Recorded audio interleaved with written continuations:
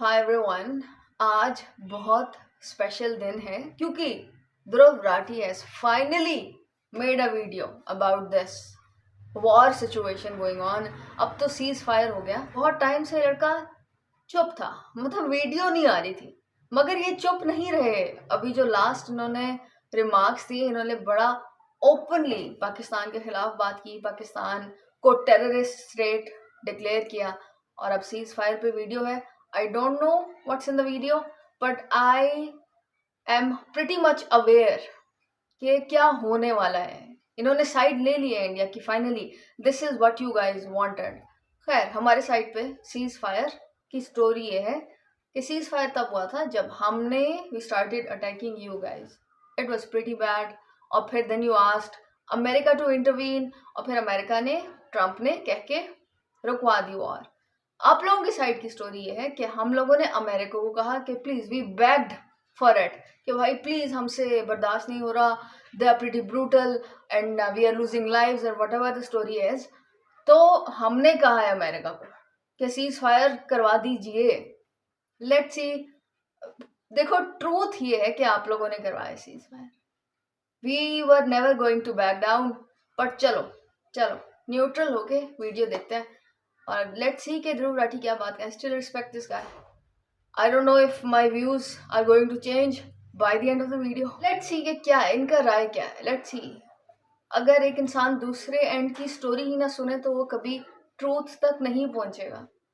तो मैंने हमेशा, अभी जब ये वॉर सिचुएशन हो रही थी, मैं पाकिस्तान के चैनल भी देखती थी, इंडिया के चैनल भी देखती थी, और मैं खुद फिर एनालाइज करती थी कि अच्छा ऐसे हो रहा है, ऐसे हो रहा है।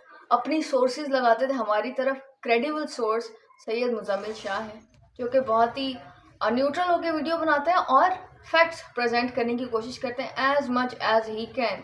आपकी साइड पे ध्रुव राठी हैं।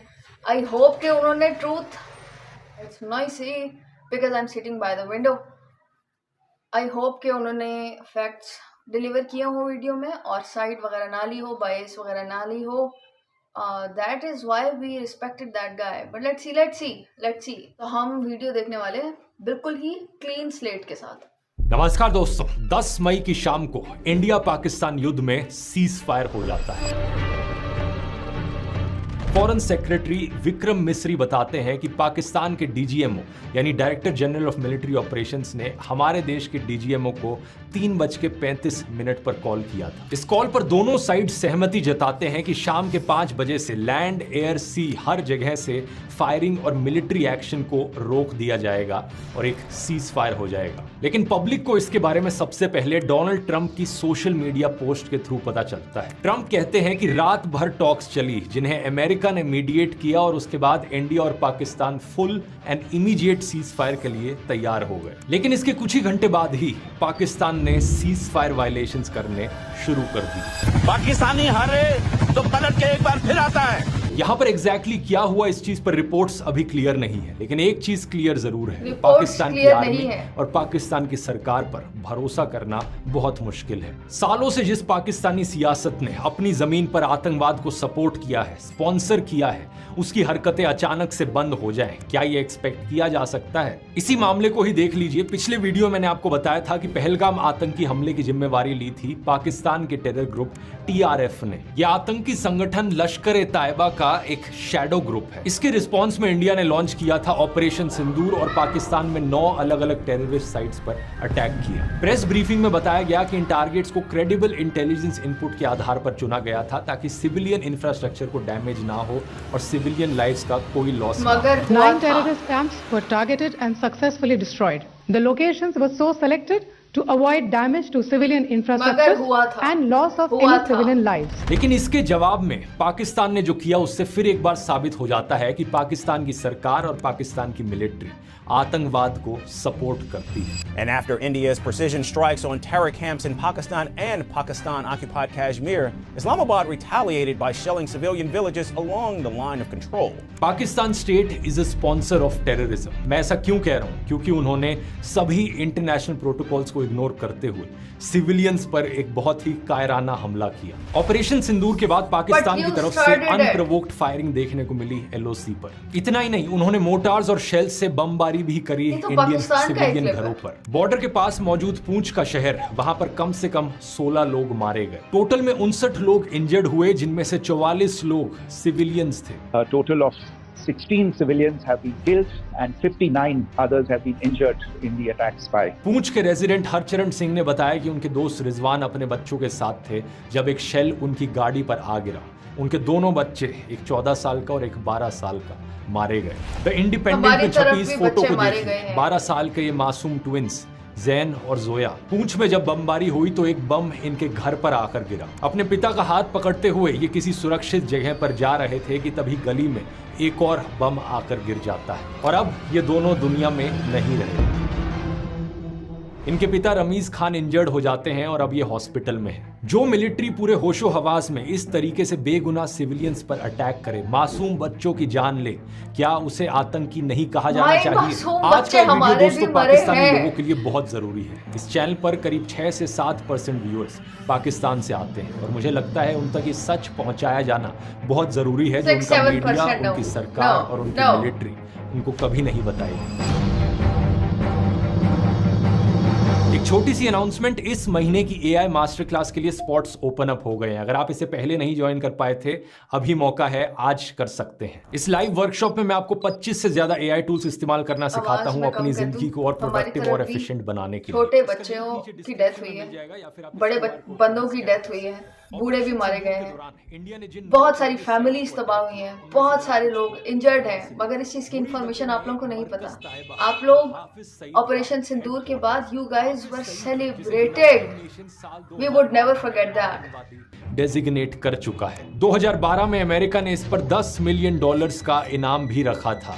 यही जगह टेरर ग्रुप लश्कर-ए-तैयबा का नर्व सेंटर है।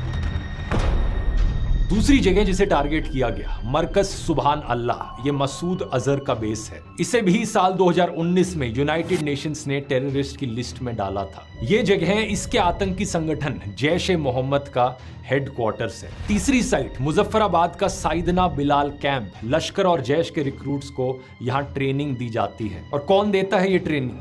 पाकिस्तान की स्पेशल फोर्सेस। चौथी साइट मुजफ्फराबाद का सवाई नाला कैंप, यहाँ पर पहलगाम हमले के आतंकियों की ट्रेनिंग हुई थी। बाकी 5 साइट्स भी ऐसे ही हैं। कोई आतंकियों का इनिशियल इंडक्शन सेंटर है, तो कोई इंडोक्ट्रिनेशन सेंटर है, तो कोई ट्रेनिंग कैंप है। ये सब ऐसी जगह हैं जहां पर तैयारियां की जाती हैं आतंकी हमले करने की। ऐसे आतंकी हमले जिसमें ना सिर्फ इंडियंस मारे जाते हैं बल्कि पाकिस्तानी लोग खुद भी मारे जाते हैं। पेशावर स्कूल मैसेकर याद है 2014 का वो दिल दहला देने वाला आतंकी हमला, जहां कम से कम 132 मासूम बच्चों की जान गई। The latest on that school tragedy in Pakistan, the death toll from the Taliban's horrifying attack topping 140, almost all of them young students. Pakistan के ही देश के एक आतंकी संगठन TTP ने इस आतंकी हमले की जिम्मेवारी ली थी। TTP का फुल फॉर्म तहरीक-ए-तालिबान पाकिस्तान। आप पूछोगे इन दोनों खबरों में क्या लिंक है? लिंक यही है कि एक ऐसी जगह जो आतंक का अड्डा बन चुकी हो, वहां के खुद के बच्चे भी अनसेफ होंगे ही। एक और लिंक देखो, टाइम्स ऑफ इंडिया की सिर्फ कुछ दिन पहले की न्यूज रिपोर्ट। इसी TTP ने पाकिस्तान आर्मी के 20 लोगों को मार डाला और 2 को मारा बलोच इंसर्जेंट्स ने। इससे कुछ ही दिन पहले बलोचिस्तान लिबरेशन आर्मी BLA ने बोलान में एक पाकिस्तानी मिलिट्री व्हीकल पर अटैक किया। इस IED अटैक में पाकिस्तानी आर्मी के 8 सोल्जर्स मारे गए और 6 क्रिटिकली इंजर्ड हुए। इससे एक हफ्ते पहले BLA ने एक और IED अटैक किया था। 10 पाकिस्तानी आर्मी पर्सनल्स मारे गए थे। It was the Baloch Liberation Army that has targeted a convoy of Pakistani officers. 10 Pakistani army personnel have been killed in this attack. Official estimates कहते हैं कि पिछले 20 सालों में TTP 80,000 से ज्यादा पाकिस्तानियों को मार चुका है। वो कहावत सुनी है ना, बोया पेड़ बबूल का तो आम कहां से होए। अभी कुछ ही दिन पहले पाकिस्तान डिफेंस मिनिस्टर ख्वाजा आसिफ ने स्काई न्यूज से बात करते हुए ये बात एडमिट भी करी। न्यूज प्रेजेंटर याल्दा हाकिम ने कहा कि क्या सर आप इस बात को एडमिट करते हैं कि पाकिस्तान का एक लंबा इतिहास रहा है इन टेररिस्ट ऑर्गेनाइजेशंस की बैकिंग, सपोर्ट, ट्रेनिंग और फंडिंग करने का?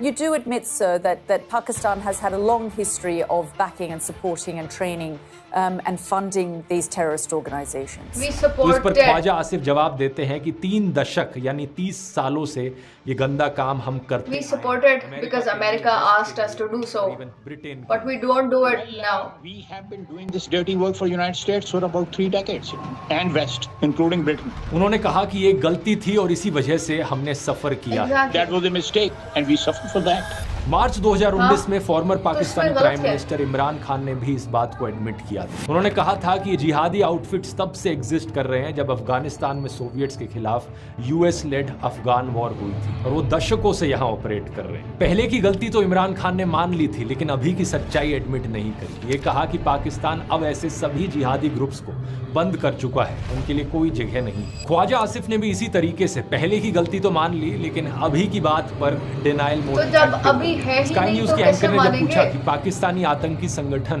टीआरएफ ने पहलगाम आतंकी हमले की जिम्मेवारी ली है, ये लश्कर ए तैयबा का ऑफशूट है। You're talking about an offshoot of Lashkar-e-Taiba. इस पर उन्होंने जवाब दिया कि अब तो लश्कर ए तैयबा ही पाकिस्तान में एग्जिस्ट नहीं करता, एक्सटिंक्ट हो चुका है। Let me tell you, Lashkar-e-Taiba is a name from the past. It is totally defunct. It does not exist. Pakistan की इस डिनाइल की आदत की कांग्रेस नेता शशि थरूर ने बड़े अच्छे से पोल खोली। कुछ दिन पहले वो अल अरबिया चैनल से बात कर रहे थे और उन्होंने कहा कि पाकिस्तान इस तरीके से डिनाई करने में मास्टर है। Don't forget that Pakistan is a master of denial. पहले पाकिस्तान ने डिनाई किया था कि 26/11 के मुंबई हमले में उनका कोई रोल नहीं है, लेकिन जब एक आतंकी जिंदा पकड़ा गया तो उन्हें बाद में एडमिट करना पड़ा। पहले पाकिस्तान ने डिनाई किया था कि ओसामा बिन लादेन के बारे में उन्हें कुछ भी पता है, और फिर पकड़ा गया ओसामा पाकिस्तान आर्मी बेस के पास एक मिलिट्री कैंप में। ये सब दोगलापन है। और इस ऑपरेशन सिंदूर के मामले में भी काफी सर्कमस्टेंशियल एविडेंस था, इंटेलिजेंस इंटरसेप्ट से, जिसके आधार पर इंडिया ने एक्ट किया। नहीं तो इंडिया क्यों एक्ट करता? क्या ही चाहिए भारत को पाकिस्तान से आखिर? India is a status quo power. It wants nothing that Pakistan has. It is focused on growing its economy, improving its high technology, providing a future for its young people. It is entirely happy to be left alone by Pakistan, and it'll leave Pakistan alone. Shashi Tharoor ने यही कहा कि ये attacks बड़े precise और restrained थे। हम एक भी सिविलियन लाइफ का लॉस नहीं चाहते थे। किसी भी सिविलियन या मिलिट्री साइट पर अटैक नहीं किया गया। ये अटैक रात में किया गया ताकि आसपास कोई सिविलियंस ना हो, और जहां अटैक हुआ वो केवल इंडियन अथॉरिटीज द्वारा नहीं बल्कि इंटरनेशनल इंटेलिजेंस कम्युनिटी के द्वारा लिस्ट की गई टेरर साइट्स थी। फाइनेंशियल एक्शन टास्क फोर्स यानी FATF एक ऑर्गेनाइजेशन है जो ग्लोबल मनी लॉन्ड्रिंग और टेरर फाइनेंसिंग पर नजर बनाए रखती है। ये दुनिया के अलग अलग देशों को ग्रे लिस्ट या ब्लैक लिस्ट पर डालती है उनके आतंकी कनेक्शंस के आधार पर। पाकिस्तान इसकी इंक्रीज्ड मॉनिटरिंग वाली ग्रे लिस्ट में 3 बार डाला जा चुका है।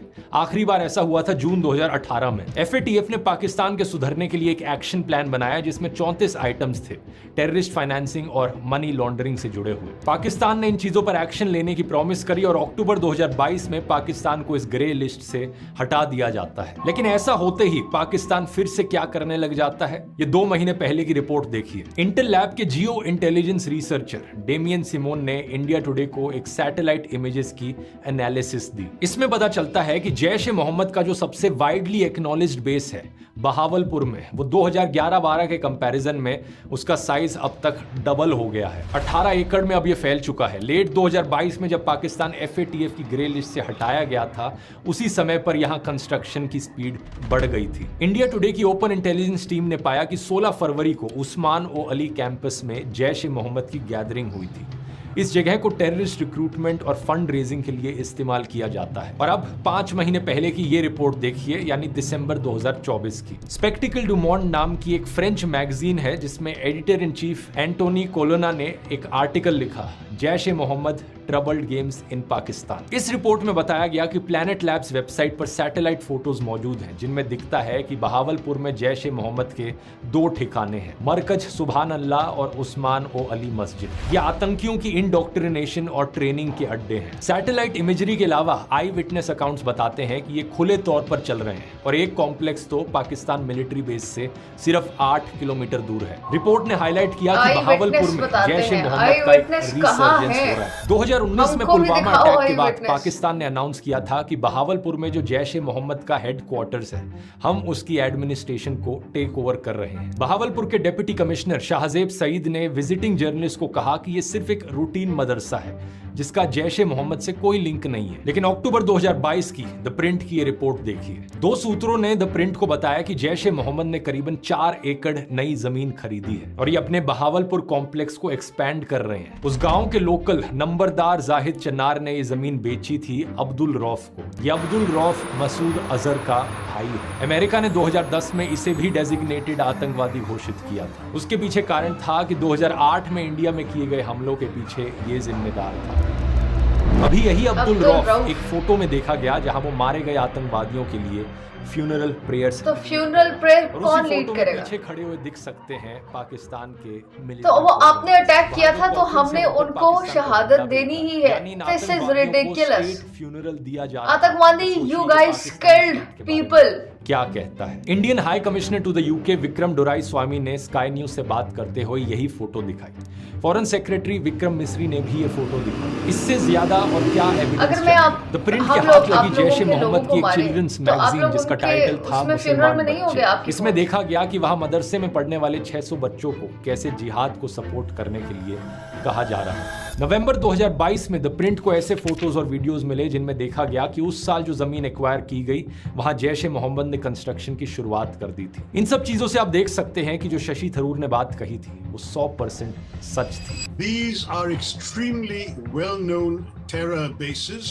the headquarters of the Jaish-e-Mohammed in Bahawalpur and the headquarters of the Lashkar-e-Taiba in Muridke. These are not innocent places. जहां इंडिया ने अटैक किया था बहावलपुर की साइट पर, वो एक वेल नोन टेररिस्ट साइट थी। 3 जनवरी 2022 को जैश ए मोहम्मद ने पीओके में एक पब्लिक गैदरिंग की। दिसंबर 2021 में जो श्रीनगर पुलिस पर आतंकी हमला हुआ था उन्होंने इसकी रिस्पॉन्सिबिलिटी क्लेम की और फ्यूचर टेररिस्ट ऑपरेशंस के लिए फंड रेज की। पाकिस्तान की सरकार से यहां सीधा सवाल किया जाना चाहिए और कितने सबूत चाहिए कि ये आतंकवादी संगठन अभी भी एक्टिव हैं आपके देश के अंदर। अजीब बात तो यह है कि किस तरीके से पाकिस्तानी सियासत FATF को बेवकूफ बनाने में कामयाब रही है। एक काम कीजिए, आप लोग जाकर दोस्तों उनके ट्विटर हैंडल को टैग कीजिए। उनका ट्विटर हैंडल है FATF। उन्हें टैग करते हुए जरा ट्वीट करके इस वीडियो का लिंक पोस्ट कीजिए और डिमांड कीजिए कि इन सबूतों के बेसिस पर पाकिस्तान को FATF की ग्रे लिस्ट में दोबारा से डाला जाना चाहिए। यहाँ पर सवाल IMF पर भी उठता है जिन्होंने पाकिस्तान के लिए $2.3 बिलियन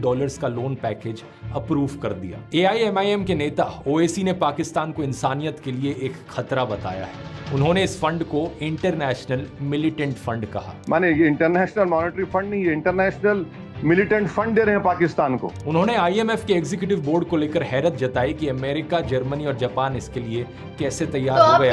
USA है, जर्मनी है, जापान है, कैसा है लोग इसको अग्री कर रहे हैं? हमारी जमीन पर, हमारे घरों पर, हमारे सिपाहियों पर हमले हो रहे हैं और इनको 1 बिलियन क्या है का लोन मिला रहा है। अभी तक हमने जैश ए मोहम्मद की बात की, अब लश्कर-ए-तैयबा के कारनामे सुनिए। कुछ दिन पहले इंडियन गवर्नमेंट एजेंसी NIA ने सुप्रीम कोर्ट को बताया कि 2021 में मुंद्रा पोर्ट में जो 2900 किलो से ज्यादा का हीरोइन सीज हुआ था उसकी कीमत 21,000 करोड़ रुपए थी। ये लश्कर-ए-तैयबा की नार्को ट्रैफिकिंग स्ट्रैटेजी का एक हिस्सा था। देश के युवाओं को ड्रग्स बेचकर भारत को कमजोर किया जाए और उससे जो पैसे मिले उसे टेरर एक्टिविटीज के लिए इस्तेमाल किया जाए। Additional solicitor general Aishwarya Bhati ने कोर्ट के बेंच को कहा, देखिए पहलगाम में मासूम पर्यटकों को गोली मारकर उन्होंने भारत के साथ क्या किया है। उन्होंने एक्सप्लेन किया कि पहले भी सिमिलर कंसाइनमेंट्स अफगानिस्तान से भारत लाई गई हैं। इन ड्रग्स को दिल्ली के नेप सराय और अलीपुर के इलाकों में वेयरहाउसेस में रखा और फिर इनकी सेल से आने वाले पैसे को लश्कर-ए-तैयबा को रूट किया गया। उन्होंने कहा कि पेटिशनर कबीर तलवार जिसने जमानत की अर्जी लगाई है वो इस ड्रग सिंडिकेट का एक हिस्सा है। Adani ports and SCZ limited ने उस समय अक्टूबर 2021 में कहा था कि 15 नवंबर से वो अपने सभी टर्मिनल्स में पाकिस्तान, अफगानिस्तान और ईरान से आने वाले कंटेनर कार्गो को हैंडल करना ही बंद कर देंगे। लेकिन maritime-gateway.com पर दिसंबर 2021 की ये रिपोर्ट देखिए। 1 महीना भी पूरा नहीं हुआ था ढंग से कि उन्होंने अपने इस डिसीजन को विदड्रॉ कर दिया। इसके 7 महीने बाद जुलाई 2022 की ये खबर देखिए। गुजरात एंटी टेररिस्ट स्क्वाड ने एक कंटेनर से 70 किलो हेरोइन जब्त की जिसकी कीमत 350 करोड़ रुपए थी। कहां से सीज की गई है? मुंद्रा पोर्ट के पास से। अब ASG ने कोर्ट को बताया है कि 2021 की ड्रग सीज के केस में एक की विटनेस, एक रिटायर्ड कस्टम्स ऑफिशियल संदिग्ध हालत में मृत पाए गए। NIA ने एफिडेविट में बताया था कि नार्को ट्रैफिकर अफगानिस्तान में था, उसने पाकिस्तान की ISI और ईरानियन मिडलमैन की मदद से 2900 किलो से ज्यादा का हीरोइन अफगानिस्तान से ईरान भेजा और फिर भारत में इंपोर्ट किया। इसे टैल्क पाउडर के नाम पर छुपा कर इंपोर्ट किया। लश्कर-ए-तैयबा 1986 में फॉर्म हुआ था, जब जिया उल हक का इस्लामाइजेशन प्रोसेस चल रहा था। यूनाइटेड नेशंस के सिक्योरिटी काउंसिल ने कहा है कि इस संगठन ने बहुत से टेरर ऑपरेशंस किए हैं। दिसंबर 2001 में भारतीय संसद पर आतंकी हमला, जुलाई 2006 में मुंबई लोकल ट्रेन्स में धमाके, 26/11 अटैक में भी इन्हीं का ही रोल था। International security expert Ashley Tellis ने एक आर्टिकल लिखा है कार्नेजी इंडाउटमेंट फॉर पीस के लिए। उन्होंने लिखा कि शुरुआत से ही पाकिस्तान लश्कर को फेवर करता रहा है। लश्कर आतंकी डेविड हेडली ने बताया था कि उसने 2008 में मुंबई अटैक्स के लिए पाकिस्तानी इंटेलिजेंस ऑफिसर्स के साथ कोऑर्डिनेट किया था। एक समय पर लश्कर-ए-तैयबा ने अपना एक चैरिटी विंग बनाया था, जमात-उद-दवा, लेकिन अमेरिका, ऑस्ट्रेलिया और यूनाइटेड नेशंस के हिसाब से इन दोनों में कोई फर्क नहीं है। इन दोनों को ही बैन कर दिया गया है। मार्च 2019 में पाकिस्तान ने भी इस जमात-उद-दवा को बैन किया, लेकिन 2022 की हडसन इंस्टीट्यूट की ये रिपोर्ट देखिए। ये पाकिस्तान की अकेली जिहादी ऑर्गेनाइजेशन है जो पाकिस्तान सिक्योरिटी एस्टेब्लिशमेंट के नेशनलिस्ट इस्लामिस्ट एम से अलाइन करती है। बताया गया है कि बलोचिस्तान में अपना एजेंडा इंप्लीमेंट करने के लिए पाकिस्तान सरकार लश्कर-ए-तैयबा उर्फ जमात-उद-दवा पर निर्भर रही है। पाकिस्तान में इस्लामिक स्टेट से लड़ने के लिए भी इसका इस्तेमाल किया गया है।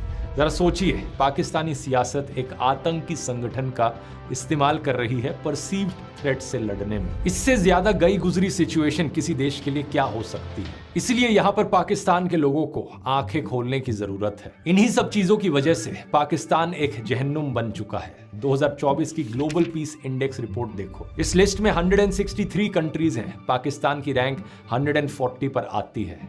इतना ज्यादा अनसेफ हो गया है पाकिस्तान में रहना। और ये चीज पाकिस्तान की खुद की रिपोर्ट्स भी बताती हैं। Centre for research and security studies एक इस्लामाबाद बेस्ड थिंक टैंक है। उन्होंने अपनी रिपोर्ट में बताया है कि पाकिस्तान सिक्योरिटी फोर्सेस के लिए 2024 का साल पिछले 10 सालों में सबसे डेडली साल रहा है। पिछले साल के मुकाबले पाकिस्तान में 40% ज्यादा अटैक्स हुए। टोटल में 905 इंसिडेंट्स, जिनमें से 444 इस्लामिस्ट टेररिस्ट अटैक्स थे, जिनमें से 685 सोल्जर्स और पुलिस ऑफिसर्स मारे गए और 927 सिविलियन आम लोग। पिछले कई दशकों से इसी तरीके से पाकिस्तानी लोगों को बेवकूफ बनाया जा रहा है। कुछ पावर हंग्री पॉलिटिशियंस बेवजह भारत से लड़ाई करते हैं, मसल फ्लेक्सिंग करते हैं और इसी बहाने देश के डिक्टेटर बन जाते हैं। ना कॉन्स्टिट्यूशन का कुछ अता पता, कितने बने कितने बिगड़े, ना डेमोक्रेसी का कुछ पता। लोकतंत्र तो ऐसा है कि आज तक कोई भी पाकिस्तानी प्रधानमंत्री अपने 5 साल पूरे नहीं कर पाया है। किसी को गोली मार दी जाती है, किसी का तख्ता पलट, किसी को फांसी पर लटका दिया जाता है,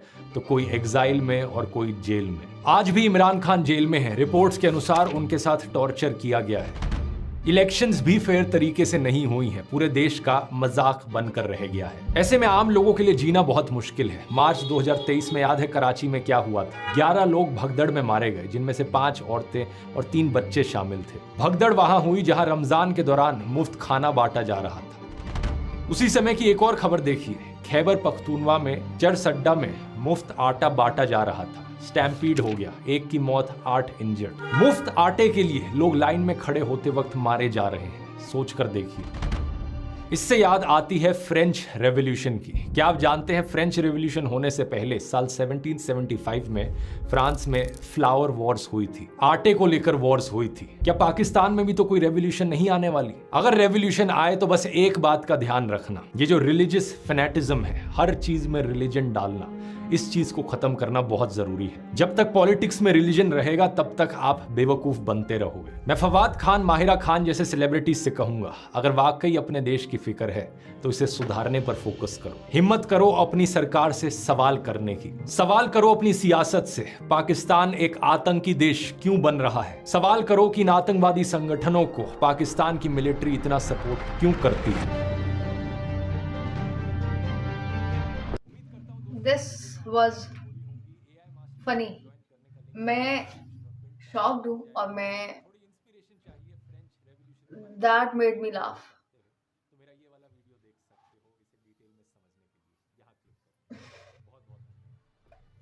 आपके मुल्क में, इंडिया में पॉवर्टी नहीं है, अफगानिस्तान में पॉवर्टी नहीं है, अफ्रीका में पॉवर्टी नहीं है। अच्छा मुझे बताओ, क्या अमेरिका में पॉवर्टी नहीं है? अगर अमेरिका में जितना वहां पे ड्रग अब्यूज है, ड्रग का जितना प्रॉब्लम अमेरिका में है और जितने लोग स्ट्रीट्स में हैं, अगर आप वहां पे भूखे लोगों को कुछ छोटी चीज ऑफर करोगे तो वो उस पर नहीं लड़ेंगे, वो उस पर लड़ेंगे। इसी तरह गरीब लोग हमारे मुल्क में भी हैं और जब उनको फूड या कोई चीज ऑफर की जाती है तो वो लड़ते हैं। अगर आप बिल्लियों को खाना देने लगो, स्ट्रीट कैट्स को, तो they would fight for every bite, है ना। इंडिया में अगर आप कुछ डिस्ट्रीब्यूट करो गरीबों में तो वो नहीं लड़ेंगे, वो कहेंगे नहीं तुम खा लो, आज मेरे बच्चे भूखे सो जाएं, खैर है तुम खा लो। ये तो नहीं होता है ना, एक सर्वाइवल इंस्टिंक्ट है ना बंदे का। तो ये क्या, इसको ऐसे लग रहा है जैसे ध्रुव राठी को पूरी तरह ब्रेन वॉश किया हो किसी ने। मैं बता रही हूँ जितने अमीर लोग पाकिस्तान में मौजूद हैं उतने अमीर लोग इंडिया में नहीं है, मैं तुम्हें बता रही हूँ। खैर इतने बुरे हालात नहीं है जितने इसने डिस्क्राइब किए हैं, जाहिर है बुरी चीज़ ज़्यादा हाईलाइट होती है। सेकेंडली, तुम लोग हमारे गवर्नमेंट को, हमारे लोगों को कह रहे हो कि रिलीजन को हर चीज़ में लाना अच्छी बात नहीं है और इंडिया को हर चीज़ में धकेलना। मुझे नहीं लगता कि हमारी गवर्नमेंट इतना यूज़ करती है इंडिया को जितना तुम्हारी गवर्नमेंट पाकिस्तान को यूज़ करती है वोट वगैरह के लिए। I am pretty sure about this कि हम रिलीजन की इतनी बात नहीं करते जितना रिलीजन की बात आपकी तरफ होती है। हिंदू मुस्लिम से अलहदा कोई डिस्कशन है ही नहीं आपके मुल्क में, आपके गवर्नमेंट में। आप किस डेमोक्रेसी की बात कर रहे हो? आपने मोदी, मैं सिर्फ तुम्हारे लिए 2 सवाल छोड़ूंगी, ठीक है। वीडियो में कुछ अच्छा होगा, कुछ बुरा होगा, कुछ सही होगा, कुछ गलत होगा। चलो तुम मान लो पाकिस्तान टेररिस्ट अगर स्टेट है और पाकिस्तान, पहले तो पहलगाम पे अटैक वगैरह का कोई प्रूफ है नहीं तुम्हारे पास, चलो टेररिस्ट ने अटैक किया, कैसे कर लिया तुम्हारे मुल्क में? तुम्हारे नाक के नीचे से लोगों को मार के जा रहा है terrorist group. This is shameful. बजाय इसके कि तुम्हारा ध्यान इस पे हो कि टेररिस्ट आया कहाँ से था, सामने वाले ने किया कैसे हमला, साइड वाले ने चोरी की कैसे। भाई तुम्हारी सिक्योरिटी इतनी कमजोर है कैसे? क्या तुमको अपनी गवर्नमेंट से नहीं पूछना चाहिए कि भाई रातों रात दिन में चले जाते हैं, मार के आ जाते हैं, रातों रात कुछ ना कुछ स्मगल करके दे रहे हैं आपको टैल्कम पाउडर के नाम पे। हम लोग कर रहे होंगे सब कुछ आपके बकौल, कैसे कर रहे हैं? डे लाइट में आपके बंदों को मारा जा रहा है। मुंबई अटैक्स हो रहे हैं तो ये वाले अटैक्स हो रहे हैं तो वो वाले अटैक्स हो रहे हैं और लश्कर तैयबा और पता नहीं क्या क्या नाम आप लोग ले रहे हो। तो कैसे? क्या आपका ध्यान इस पे नहीं होना चाहिए कि यार चलो चोर तो अवेलेबल है, आप अपनी सिक्योरिटी टाइट कैसे करो? You should question your government कि ये हुआ कैसे। आपका ध्यान उस पर होना चाहिए। दूसरा, इन्होंने जो स्टोरी सुनाई है वो टोटल गलत सुनाई है कि पहलगाम अटैक हुआ था, हमने ऑपरेशन सिंदूर किया। मुझे पता है, मैं बेस से सिर्फ कोई 5 किलोमीटर दूर होंगी। मैंने सुबह धमाकों की आवाजें सुनी हैं। You people started attacking our military bases. Like ये ऑन रिकॉर्ड बात है कि आप लोगों ने, चलो अगर ऑपरेशन सिंदूर किया तो आप लोगों ने उसको टर्मिनेट क्यों नहीं किया? यू गाइस केप्ट अटैकिंग अस। अगले दिन हमें पता है धमाके, हमें पता है कि सिविल लाइफ कितनी ज़ाया हुई है, कितने civilians have lost their lives, we know that. और हम इतना हैरान है कि ऑपरेशन सिंदूर के बाद पूरा इंडिया इतनी खुशी मना रहा था, हालांकि कितने छोटे बच्चे मारे गए, कितनी इनोसेंट लाइव्स लूज हुई, हमारे फौजी कितने मारे गए इस पूरे वॉर सिचुएशन में। जो भी अगली चीज़ आप लोगों ने की तो बंदे मरे हैं। फिर एक और इम्पॉर्टेंट चीज़ जो मैं आप लोगों के आगे रखूंगी कि तब ये ना भाग भाग के कहता है कि हमको ग्रे लिस्ट में डाला गया, ये कह रही है इंटरनेशनल मीडिया हमारे बारे में। जब इंटरनेशनल मीडिया हमारे खिलाफ जाती है तो ये उसको एज इट इज़ ले लेता है, ठीक है यार ये ठीक ही कह रहे होंगे। मतलब जब इंटरनेशनली हम क्रिटिसाइज होते हैं तो ये उसको फैक्ट तस्वर करता है, उसको कहता है कि देखो देखो ये BBC ने भी कहा, जर्मनी ने भी कहा। तो जब वो हमारी साइड लेते हैं, जब वो हमको ग्रे लिस्ट से निकालते हैं, जब वो हमको कुछ सोच के फंड देते होंगे, जब हमारे बारे में वो अच्छी बात करते हैं, जब वो हमें क्वेश्चन, तो तब ये कह रहे हैं कि ये क्यों कर रहा है। मतलब अगर आपने एक सोर्स पे रिलाई करना है तो कम्प्लीटली करना है ना, कम्प्लीटली रिलाई करोगे ना कि क्रिटिसिज्म भी ठीक है और जो सही बात कर रहा है वो भी ठीक है। जो वो हमारे फेवर में कर रहा है, ग्रे लिस्ट से निकाल रहा है, उसको नहीं मिल रहा, कि चलो ठीक है, अब दे आर कोऑपरेटिंग, ठीक है, ये लोग मार रहे हैं उन लोगों को, टेररिस्ट स्टेट नहीं रहा ये, तो ये कह रहे नहीं नहीं कि how dare they, how are they offering them loan. So many questions to ask. You guys, you should question your government, your media. हम लोग अपना देखेंगे. और दूसरी बात ये कि यार पीस, अगर हम अपना घर संवारें, आप अपना घर संवारो, तो हम we can coexist.